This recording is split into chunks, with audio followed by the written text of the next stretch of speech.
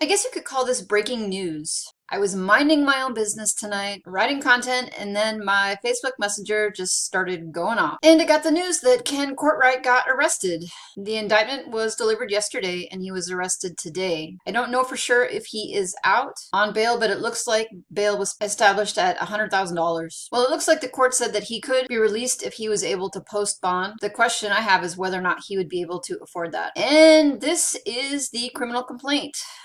I just jumped on Pacer really quick and grabbed it. Now here's the thing, and this is something I talked about in one of my videos earlier. I think there are any number of criminal charges that could be brought against Ken Courtright. But in this case, and you can see this is the initial complaint plus an affidavit. It's a sworn affidavit that was created by an investigator for the FBI. And it basically goes through all of the allegations. And most of this stuff is familiar to us. It talks about the scheme, alleged scheme.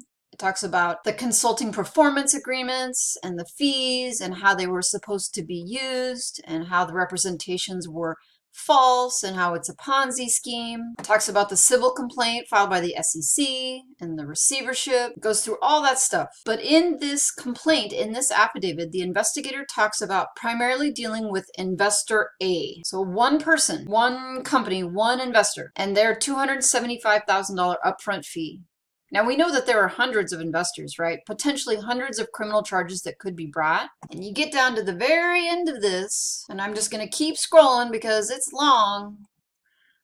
Still scrolling. We get down to some of the descriptions that support the charge of wire fraud. So the use of interstate wire communication.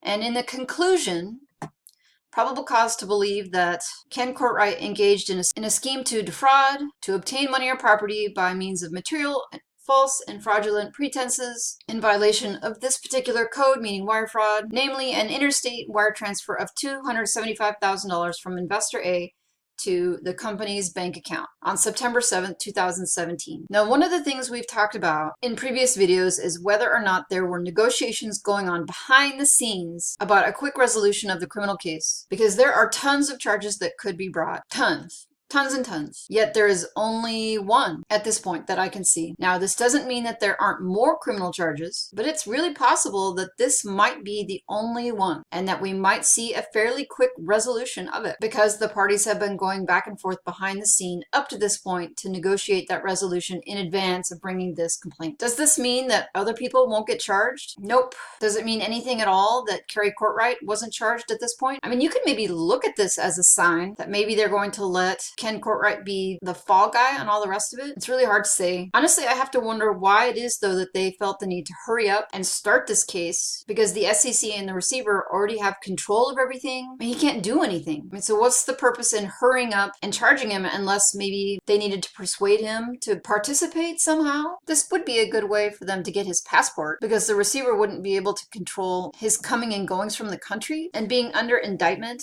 on a release agreement or on release on bond, they would probably require that he turn in his passport. Maybe they have some concerns that he would flee. I mean, or maybe they worked out a deal where he would plead guilty really fast in exchange for them not charging his wife. I mean, that seems legit, right? She stays and takes care of the kids and he goes to jail. I mean, is he going to go to jail? I mean, it's hard to say. Federal sentencing is really complicated. But to my knowledge, I don't think Ken Courtright has any prior criminal history. And so I think they're going to have to do some fancy dancing if what they want to do or what they want to achieve is a long sentence. I don't know. This is really curious. I'm really curious to see where this goes and what sentencing looks like and when we get to that point. Well, that's what we got, everyone. If you know more than I do, feel free to share it with everyone else.